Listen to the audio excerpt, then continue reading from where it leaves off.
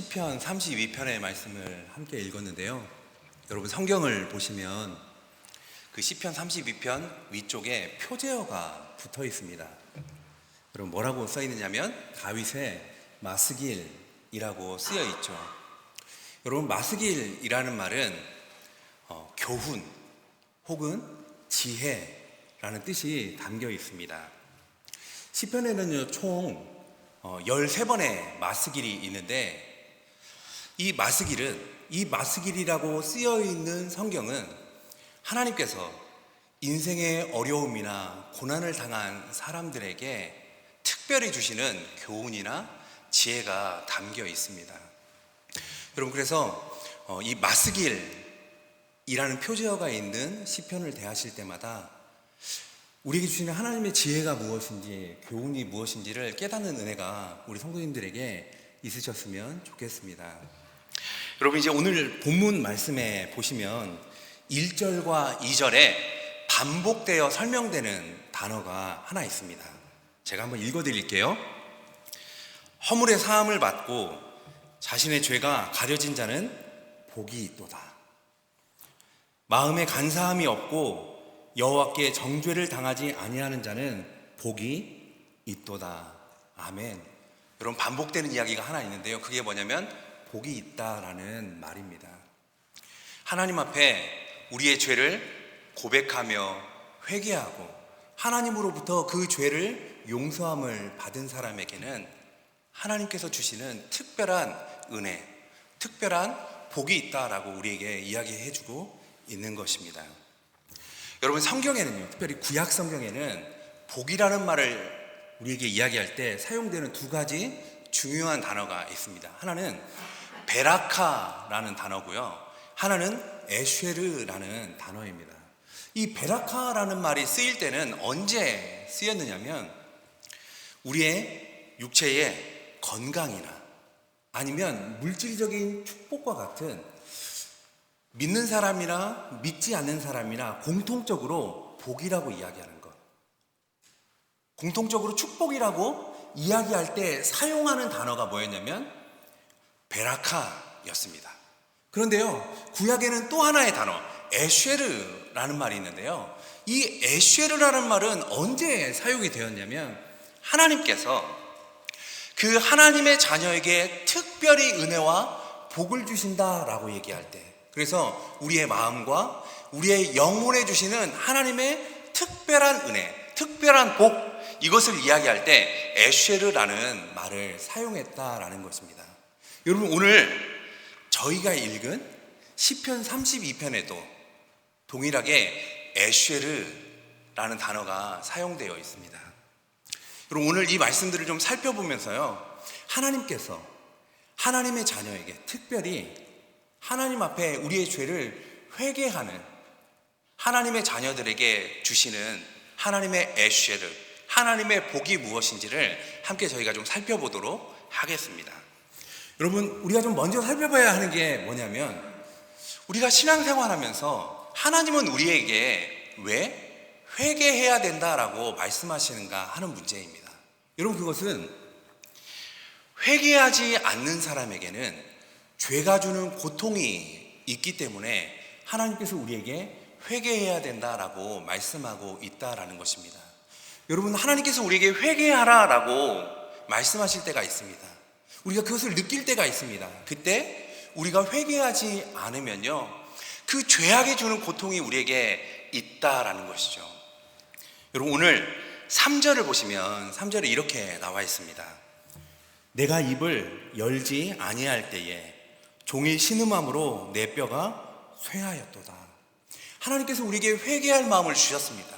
그런데 내 입을 열어서 하나님 앞에 회개의 고백을 드리지 않을 때 어떻게 된다라고 얘기했냐면 종일 신음함으로 내 뼈가 쇠하였도다 라고 얘기했습니다. 여러분 여기서 쇠하였다라는 말은 무슨 뜻이냐면요, 녹아내리다, 썩는다, 그런 의미가 있습니다. 그러니까 내 마음 가운데 해결되지 않는 이 죄로 인한 마음의 고통이 마치 내 뼈가 녹아내린 것 같은, 내 뼈가 썩는 것 같은 그런 고통을 내 영혼에 가져다 준다라는 것입니다.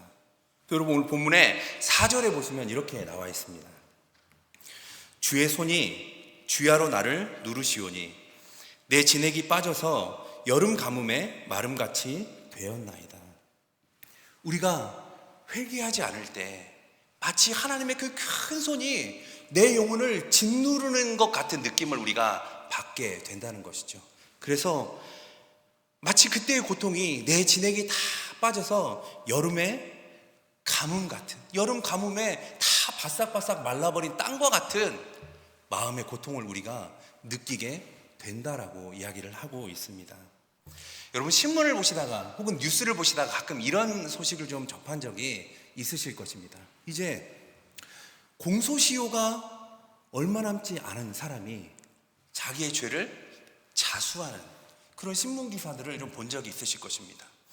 그분들에게요 질문합니다. 아니 공소시효가 얼마 남지 않았는데 왜 자수하셨습니까? 그분들이 공통적으로 하는 이야기가 있는데요. 그게 뭐냐면 내 죄가 주는 고통이 너무 심해서 견딜 수 없었다. 이제 나는 행복하다라고 이야기하는 것들을 많이 들어보셨을 것입니다. 여러분 죄가 주는 고통이 있습니다. 여러분 그런데 하나님 앞에 우리가 이 죄의 문제를 가지고 나가서 회개할 때, 진실한 마음으로 회개할 때요, 하나님은 이 죄의 문제를 해결해 주시고 그리고 우리의 영혼의 고통이 없게 해 주십니다. 여러분 근데 이제 중요한 건 이거겠죠. 그럼 하나님이 원하시는 참된 회개는 무엇인가 하는 문제입니다. 여러분 회개는요 성경에 보면 메타노이아라고 합니다. 이 메타노이아라는 말은 언제 사용되느냐면 길을 가다가 이 길이 잘못된 길이라는 것을 깨달았을 때 그 길에서 돌아서서 바른 길로 걸어가게 되는 것. 이 말을 설명할 때 메타노이아라고 합니다. 이것이 우리에게 말씀하시는 회개의 의미라는 것이죠. 우리가 죄악의 길을 걸어가다가 하나님께서 이것이 죄라고 깨닫게 하시면 그 순간 그러면 하나님이 원하시는 하나님의 뜻이 무엇인지를 분별하고 그 뜻을 향해서 걸어가는 것, 이전과 다른 삶을 살아가는 것, 그것이 하나님이 우리에게 요구하시는 참된 회개의 모습이다라는 것입니다. 그래서요 하나님이 원하시는 온전한 회개는 두 가지의 중요한 변화가 있어야 합니다. 하나는 마음의 변화가 있어야 하죠. 우리 마음 가운데 죄를 사랑하는 마음을 여전히 가지고 있으면서 잘못했습니다, 그렇게 살지 않겠습니다 라고 고백하면요 마음이 변하지 않은 회개는 결국 다시 죄의 자리로 돌아가게 됩니다. 여러분 온전한 회개를 위해서 우리의 마음의 변화가 있어야 합니다. 또 한 가지 변화가 중요한데요, 그게 뭐냐면 행동의 변화입니다. 우리가 하나님 앞에 회개했다면, 우리의 죄를 고백하고 이제 다시 새로운 삶을 살겠다고 약속했다면 이제는 이전의 삶을 반복하지 않아야 합니다. 이것이 하나님이 말씀하시는, 또 하나님이 원하시는 참된 회개의 모습이다라는 것입니다. 제가 어떤 분이 쓴 회개가 무엇인지를 정말 잘 가르쳐주는 일기가 하나 있어서 적어왔는데요, 제가 그 일기를 한번 좀 읽어드리겠습니다. 대학을 졸업하고 아직 취직을 못했다. PC방에 가고 싶은데 돈이 없었다. 그래서 엄마 지갑에 손을 댔다. 지갑 안에는 10년 전에 엄마 생일에 내가 써드린 손편지가 곱게 간직되어 있었다. 너무 죄송한 마음에 눈물이 차올랐다. 내가 이렇게 형편없는 인간인데도 엄마는 언제나 나를 믿는다고 말해줬고, 엄마 지갑에 자주 손대는 것을 알면서도 아들이 새롭게 마음을 다잡기를 기다려줬다. 엄마에게 너무 미안하고 또 고마워서 엉엉 울었다. 그리고 엄마 지갑에서 5만 원을 꺼냈다. 여러분 이 일기 안에는 슬픔도 있죠, 후회도 있죠, 새로운 결심도 있죠. 그런데 뭐가 문제인가요? 행동이 변하지 않았다는 것입니다. 여러분 우리의 회개에 가장 많이 나타나는 모습이 이거 아닌가요? 하나님 앞에 진실되게 고백했지만, 새로운 삶을 결심했지만, 그러나 여전히 똑같은 죄 가운데 살아가는 것. 여러분, 우리의 삶에요, 하나님이 우리에게 기대하시는 온전한 회개가 있는 우리 성도님들이 되시기를 주님의 이름으로 축복합니다. 여러분, 온전한 회개가 있는 사람이 되기 위해서 우리가 해야 하는 일이 있습니다. 그게 뭐냐면, 여러분 6절 말씀 보시면, 이로 말미암아 모든 경건한 자는 주를 만날 기회를 얻어서 주께 기도할지라. 아멘. 하나님께서 우리의 죄를 깨닫게 하실 때가 있습니다.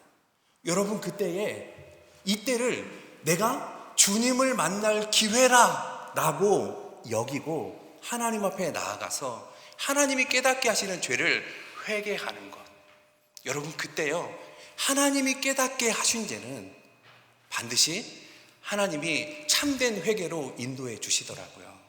여러분, 그래서 회개의 기회를 잃어버리지 않고 참된 회개를 하나님께 드리며 살아가시는 우리 성도님들 다 되시기를 주님의 이름으로 축복합니다. 여러분, 그러면요, 우리가 하나님 앞에 이런 참된 회개를 드리며 나아갈 때 우리 하나님께서 우리에게 주시는 복, 그 에쉐르가 무엇인가? 오늘 말씀해 보니까 세 가지를 이야기하고 있는데 그 세 가지를 좀 살펴보도록 하겠습니다. 우리가 하나님 앞에 회개할 때 주시는 하나님의 에쉐르, 그 첫 번째는요, 하나님의 보호하심입니다. 하나님이 우리를 지키시고 보호하신 은혜를 우리의 삶에 경험하며 살아가게 된다는 것이죠. 여러분, 6절 말씀 보시면, 이로 말미암아 모든 경건한 자는 주를 만날 기회를 얻어서 주께 기도할지라. 진실로 홍수가 범람할지라도 그에게 미치지 못하리이다. 아멘. 우리가 하나님 앞에 회개하며 기도할 때 하나님이 어떤 일을 우리의 인생에 하시기 시작하시냐면, 때로는 홍수와 같은 인생의 고난과 문제들이 우리에게 찾아오는 때가 있는데요, 그때 우리 주님이 그 홍수가 내 인생에 미치지 못하도록 하나님이 그 가운데서 안전하게 지켜주시겠다라고 약속해주고 있다라는 것입니다. 이것이 하나님 앞에 회개하는 자에게 주시는 약속입니다. 또 7절을 보십시오. 7절에 보시면, 주는 나의 은신처이오니 환난에서 나를 보호하시고 구원의 노래로 나를 두르시리이다. 아멘. 우리가 하나님 앞에 회개의 기도를 드리며 나아갈 때 하나님이 우리의 은신처, 하나님이 우리의 피난처가 되어주시겠다라고 약속하셨습니다. 그러면서 인생에 찾아오는 여러 가지 환난들 가운데서 하나님이 우리를 안전하게 지켜주시겠다라고 약속하고 있는 것입니다. 여러분, 우리의 삶에는요, 문제나 고난이, 어려움이 정말 끊이지 않는 것 같습니다. 어린 아이들 나름대로의 어려움이 끊이지 않고, 어른들은 또 어른들 나름대로의 문제와 고난이 끊이지 않는 것 같습니다. 그런데요, 그 어려움 가운데 있는 우리지만 하나님 앞에 회개하며 진실하게 살아가려고 하는 자에게 하나님이 피난처가 되어주시며 우리를 지켜주시겠다라고 약속하고 계시다는 것이죠. 여러분, 성경에 보면요, 이사야서 58장 11절 말씀이 있습니다. 여러분, 제가 한번 읽어드리겠습니다. 여호와가 너를 항상 인도하여 메마른 곳에서도 내 영혼을 만족하게 하며 내 뼈를 견고하게 하리니 너는 물된 동산 같겠고 물이 끊어지지 아니하는 샘 같을 것이라. 아멘.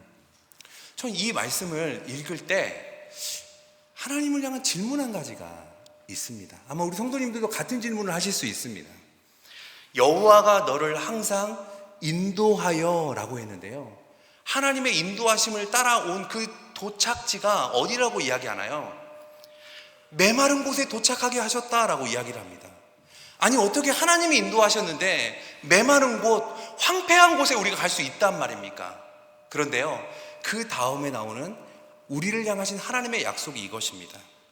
우리의 인생에 물된 동산과 같은 은혜를 주시겠고, 또 물이 끊어지지 않는 샘과 같은 은혜를 우리에게 주시겠다라고 하나님이 약속해 주셨다라는 것입니다. 우리 살다 보면 인생의 고난과 같은 순간들을 만날 때가 있습니다. 그런데요, 하나님께서 약속하시는 것이 이것입니다.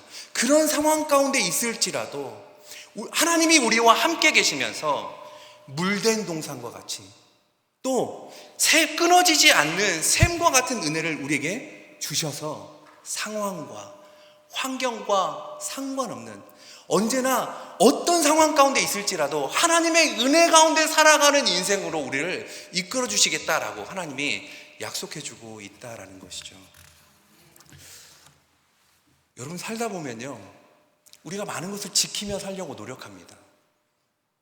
그런데 인생을 살면서 깨닫는 것이 있습니다. 그게 뭐냐면 내가 지키려고 노력한다고 노력했을 때 지켜지는 것이 있지만 노력해도 지킬 수 없는 것들이 너무나 많다는 것을 우리는 참 많이 깨닫습니다. 문을 잘 잠그고 다니면 집 안에 있는 물건 정도야 우리가 지킬 수 있겠죠.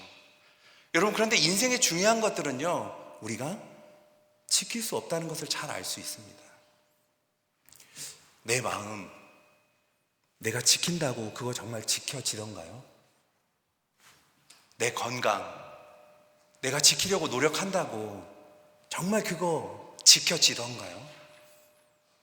내 자녀, 내 믿음, 내가 지키려고 노력한다고 정말 지켜지던가요? 여러분, 하나님이 지켜주시지 않으시면 우리 인생에 정말 중요한 것들은 지키지 못하며 살아갈 때가 참 많이 있습니다. 회개하는 자에게 약속하셨습니다. 하나님이 지켜주시겠다라고요. 여러분, 이번 한 주간 하나님의 지키심의 은혜 가운데 살아가시는 우리 복된 성도님들이 다 되시기를 주님의 이름으로 축복합니다. 두 번째, 하나님이 주시는, 회개하는 자에게 주시는 두 번째 에쉐르가 무엇이냐? 그것은 하나님의 친밀하심을 경험하며 살아간다라는 것입니다. 하나님의 친밀하심을 우리에게 복으로 주신다라는 것입니다. 여러분, 9절 말씀 보십시오. 9절 말씀 보시면 너희는 무지한 말이나 노새같이 되지 말지어다. 그것들은 제갈과 굴레로 단속하지 아니하면 너희에게 가까이 가지 아니하리로다. 아멘. 우리에게 뭐라고 이야기하느냐면요, 무지한 말이나 노새같이 되지 말라라고 이야기합니다. 여러분, 무지한 말과 노새의 특징이 뭐냐면 고집스러움입니다. 하나님께서 우리의 마음 가운데 회개하고자 하는 마음을 주십니다. 죄를 깨닫게 하십니다. 그때 무지한 말이나 노새처럼 회개하지 않는 고집스러운 마음을 갖지 말고 하나님 앞에 회개해야 된다라는 것을 우리에게 이야기하고 있습니다. 여러분, 9절에 다시 보시면 이렇게 나와 있죠. 우리가 회개하지 않으면 너희에게 가까이 가지 아니하리로다. 여러분, 우리가 하나님 앞에 회개하지 아니하면 우리가 하나님과의 친밀함을 잃어버린 채 신앙생활을 하는 그런 상태가 된다고 성경이 이야기하고 있는 것입니다. 여러분, 죄에는요 중요한 특성이 있습니다. 그게 뭐냐면 우리가 죄를 가까이 하면 우리는 하나님과 멀어지고, 반대로 우리가 하나님과 가까이 하면 우리는 자연적으로 죄와 멀어지는 삶을 살아가게 됩니다. 이사야서 59장 2절 말씀 보시면 이렇게 나와 있습니다. 오직 너희 죄악이 너희와 너희 하나님 사이를 갈라놓았고 너희 죄가 그의 얼굴을 가리어서 너희에게서 듣지 않으시게 함이니라. 아멘. 우리의 인생에 죄가 자리 잡기 시작하면요, 하나님의 얼굴이 가리어지는 것을 경험합니다. 우리의 인생에 죄가 자리 잡으면요, 하나님과 나의 사이가 너무나 멀어지는 것을 경험합니다. 예전에는 성경을 읽으면 하나님의 음성을 들었고 하나님의 뜻을 깨달았고 마음에 감동이 있고 했는데, 하나님과 멀어지면요, 성경을 읽어도 하나님의 뜻이, 하나님의 마음이 느껴지지 않고 읽어지지 않습니다. 하나님 앞에 아무리 기도할지라도 하나님이 계신 것 같지 않고 하나님이 들으시지 않으신 것 같은 느낌이 자꾸만 내 마음에 있습니다. 여러분, 우리가 해결되지 않는 죄 가운데 신앙생활하면 바로 하나님과의 친밀함이 깨어지는 신앙생활을 하게 된다는 것을 성경이 말하고 있는 것이죠. 여러분, 그러나 10절을 보십시오. 오늘 본문에 10절을 보시면 성경은 이렇게 이야기합니다. 악인에게는 많은 슬픔이 있으나 여호와를 신뢰하는 자에게는 인자하심이 두르리로다. 아멘. 여기서요, 인자하심이라고 했는데 이 인자하심은 헤세드라는 것입니다. 이 헤세드는 하나님께서 하나님의 자녀에게 주시는 하나님의 사랑과 은혜를 설명할 때 사용하는 단어가 헤세드인데요, 우리가 하나님 앞에 회개하며 나아갈 때 하나님이 이 하나님의 헤세드로 하나님의 자녀들을 향한 특별한 사랑과 은혜로 우리에게 함께 해주신다라고 약속하셨습니다. 여러분, 하나님께서 여러분의 죄를 깨닫게 하실 때에 하나님 앞에 기도함으로, 회개의 기도를 드림으로 하나님과의 친밀함 가운데 살아가시는 우리 성도님들이 다 되시기를 주님의 이름으로 축복합니다. 마지막 세 번째요, 우리가 회개할 때 하나님께서 그 회개를 통해서 주시는 은혜가 무엇인가? 그것은 하나님의 인도하심을 우리가 경험하며 살아갈 수 있다라는 것입니다. 여러분, 오늘 8절 말씀 보십시오. 8절을 보시면 내가 내 갈 길을 가르쳐 보이고 너를 주목하여 훈계하리로다. 아멘. 회개하는 인생에 하나님이 하시는 일이 있습니다. 그게 뭐냐면 그 인생을요 주목하여 보시겠다는 것이죠. 그리고 그 사람의 인생의 길을 보시면서 우리가 걸어가야 하는 가장 좋은 길로, 하나님이 보시기에 가장 베스트의 길로 우리를 인도해 주시겠다라고 하나님이 약속하고 있다라는 것입니다. 여러분, 죄를 회개하는 사람은요 이 하나님의 인도하심의 은혜를 우리가 경험하며 살아가게 됩니다. 이걸 좀 쉬운 말로 우리가 좀 설명하자면 하나님이 우리의 인생의 GPS, 하나님이 우리의 인생의 내비게이션이 되어준다라는 말입니다. 여러분, 내비게이션 사용하시죠? 구글맵을 열어서 목적지를 딱 설정하면 지금 내가 있는 곳에서부터 목적지까지 가야 하는 가장 좋은 길을 내게 가르쳐 줍니다. 여러분, 여기서 가장 중요한 게 뭐냐면요, 인터넷과 연결되어 있는 것, 이게 중요합니다. 이게 연결만 되어 있으면 우리는 목적지까지 안전하게 인도함을 받을 수 있습니다. 제가 이제 불과 얼마 전까지 그 전화기 통신사를 어떤 걸 썼느냐면 스펙트럼이라는 통신사를 썼습니다. 그 미국의 남부 지역에서만 일부 사용하는 통신사라서 여기 계신 분들은 아마 잘 모르실 겁니다. 그러니까 여기에 오니까요 전화가 정말 안 되더라고요. 전화가 오는데 전화가 계속 끊겨요. 그리고 자꾸 목사님 왜 전화를 안 받느냐고 해요. 근데 저한테는 전화가 안 왔는데 자꾸 전화를 안 받는다고. 그러니까 통신사에 문제가 좀 있었던 거죠. 전화도 문제인데 내비게이션은 진짜 문제였습니다. 이제 새로 와서 길을 제가 여기 도시니까 잘 모르잖아요. 목적지를 딱 설정하고 가다 보면 잘 가다가 어느 순간에 그 인터넷 연결이 딱 끊기는 순간이 옵니다. 그러면 갑자기 그 내비게이션에 나오는 제 차가 하늘을 날기 시작합니다. 빌딩 위를 막 지나가기 시작해요. 그리고 얼마 안 가서 갑자기 화면이 깜깜해지고 그냥 저 혼자 가고 있습니다. 그리고 한참을 가다가 신호가 연결이 되면 잘못 들어왔다라고 얘가 얘기를 해주는 거예요.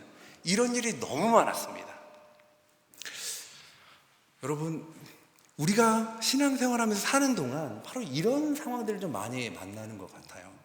우리가 우리의 죄를 회개하며 하나님의 은혜 가운데 살아갈 때는요, 하나님께서 우리의 목적지가 무엇인지를 깨닫게 하시고 그 길로 매 순간 인도하심을 경험합니다. 그런데 죄로 인해서 하나님과 우리 사이의 관계가 깨어지면요, 하나님의 인도하심이 무엇인지를 깨닫지 못한 채 살아가게 됩니다. 여러분, 그 순간에 하나님이 우리에게 회개하기를 원하십니다. 회개하면요 다시 하나님과의 관계가 회복됩니다. 여러분, 내비게이션을 볼 때 여러분 아마 다 경험해 보셨을 거예요. 내비게이션이 다시 연결되고 내가 잘못된 길에 들어서 있었을 때 갑자기 화면 가운데 동그란 게 빙글빙글 돌기 시작하더니 경로 재설정이라는 말이 나오고 다시 내가 있는 곳에서부터 목적지까지 가야 하는 가장 좋은 길을 다시 안내해 줍니다.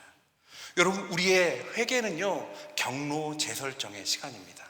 하나님이 그 회개의 기도 가운데 우리의 인생의 길을 인도하시는 일을 다시 시작해 주신다는 것이죠.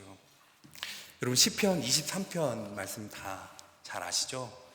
여호와는 나의 목자시니 내가 부족함이 없으리로다. 아멘. 어떤 사람의 인생에 부족함이 없는 건가요? 하나님이 우리의 목자가 되어주시는 인생이요. 여러분, 언제 하나님이 우리의 목자가 되어주셔서 우리의 인생의 걸음을 인도하십니까? 우리가 하나님 앞에 우리의 죄를 회개할 때 하나님이 우리의 인생의 목자가 되어주셔서 우리의 길과 걸음을 인도해 주십니다. 이 은혜 가운데 살아가시는 우리 성도님들이 다 되시기를 주님의 이름으로 축복합니다. 오늘 3가지 말씀드렸습니다.